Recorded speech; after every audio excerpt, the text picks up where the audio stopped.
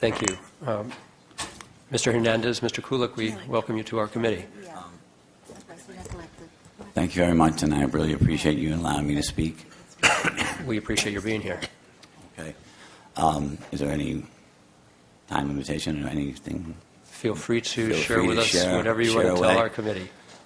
I am unbelievably grateful that not only am I here to speak, that I'm here at all. I'll just say that I've been following a testimony of a woman who came to the film that you allowed us to show here.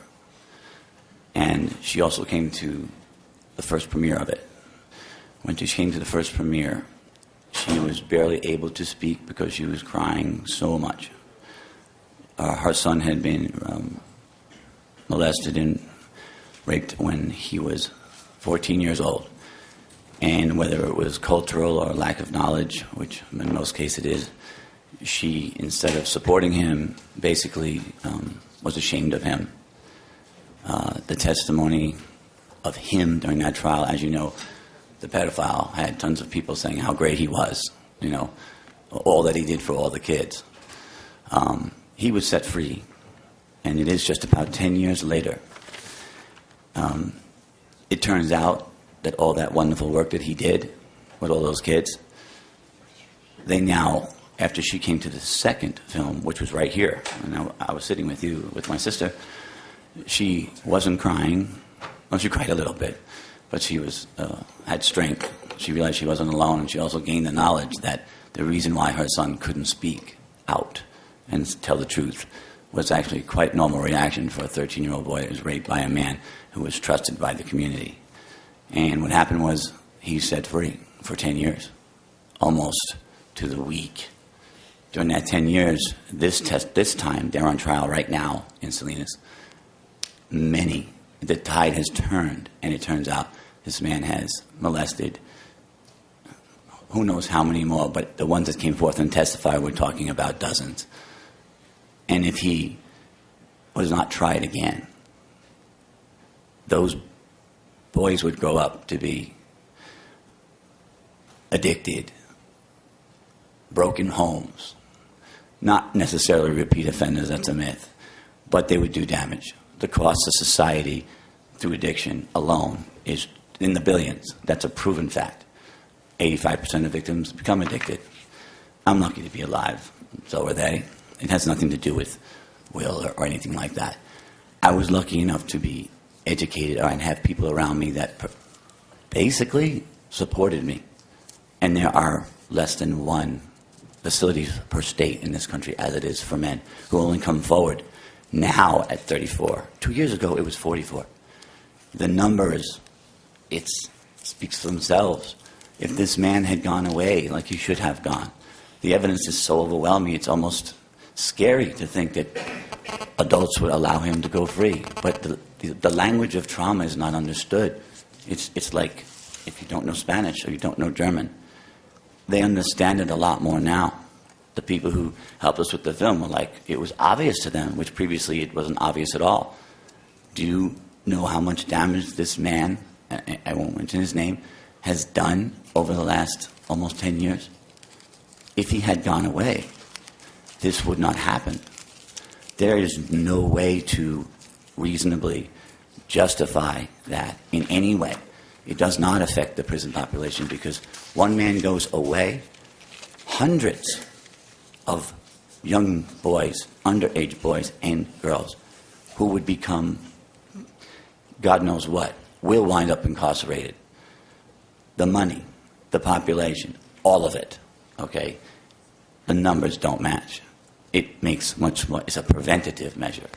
And in an immediate sense, I went to jail for a traffic ticket, okay? That's not exactly, a good use of the state's tax dollars. There's hundreds of people in jail for that. And there's thousands of pedophiles out. Retrying somebody, you don't get convicted without a reasonable doubt if you're a molester. This guy, even with all this new testimony, what is reasonable about an adult man being in bed with a 13-year-old boy and having sex with him, which is actually what they're beating this kid up about. Why didn't you tell? This is uneducated people about the matter, not that they're uneducated on other matters. There is no way to look at it any other way other than it's better to pass this bill. It helps all. The costs are not measurable in terms of emotional damage. You can ask my family how much I cost them. I was shot. I was in jail. I did damage. If the man had been brought to justice, and it's a fact that a pedophile, a hardcore pedophile, we're not talking about the average, raincoat opening person. This is not what they look like. They molest over 100 boys. That's all a proven fact in case studies in every journal. How can the state or any other, with all due respect, justify this as parents, as human beings? It doesn't make sense on any level. It only makes sense if you honestly don't know about it. And most people really don't, because no one talks about it. I didn't, no, not until recently, until it became overwhelming. Either I was going to die because I was going to kill myself one way or another. And that would have devastated my family. So on what level, on what reason, monetary, population of prison, any level that you can possibly imagine, what level can you come up with, or what reason can you come up with that justifies eliminating the statute of keeping this 10-year statute of limitations? I could understand protecting the truly innocent. In this country, we do that. We sacrifice maybe, you smother the baby to save the village. This is not the case. Reasonable doubt. There is no doubt what this man did, and he was let go. This is the second time. The only thing that comes out after 10 years, or more than 10 years, is the truth, because we gain more knowledge as we go on. Now we know how a young boy would not tell anybody, or run away, or the mother wouldn't know what to do. We know more. It won't convict more innocent people. In fact, the opposite will happen. Less innocent people will go. More guilty will go in, and more future children. We're talking about thousands. You see the statistics. It's so ungodly and unreal how many molestations take place. These people, it does damage that doesn't go away. It's trauma. Trauma stays with you. It's a scar in your brain, like a learning, anything else you learn. And it affects you in a negative way. There is no other way. You don't meet someone at dinner and says, that has a job and a family, everything's perfect, that says, oh, I was raped when I was young, but it didn't bother me. Oh, it bothers you. You can sublimate it, and it can come out in a million different other ways. But it will bother you, and it will affect the people that you affect. And it's exponential. And it happens. See, we know. We tell now. Some of us do. And nobody makes that up. No 13-year-old boy makes up that kind of thing. And I'm sorry if I'm taking No, time. Mr. Kulik, you take your time. You take your time.